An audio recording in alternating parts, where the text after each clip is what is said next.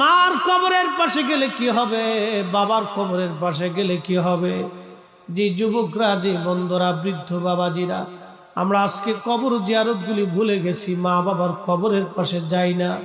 আপনি জানেন বাবা মার কবরের পাশে গেলে কি হয়?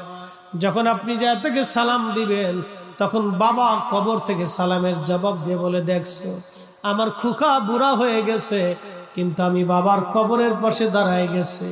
মা ডাকবে, দেখছো আমার ছেলেটার দাড়ি পেকে গেছে, তারপর আমার ছেলে আমার কবরের পাশে দাঁড়ায় গেছে। ওই সন্তানের জন্য বাবা মা তখন খুশি হতে থাকে।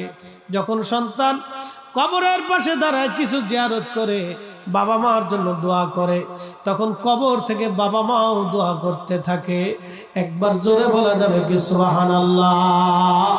ওই কবর থেকে তারা চিনে, তারা দেখে। আপনি দেখেন না, আপনি চিনেন না, সেটা আপনার দোষ। ওই কবর থেকে তারা চিনে। আপনি যে কবরের পাশে যে দাঁড়িয়েছেন, সালাম দিছেন, ওই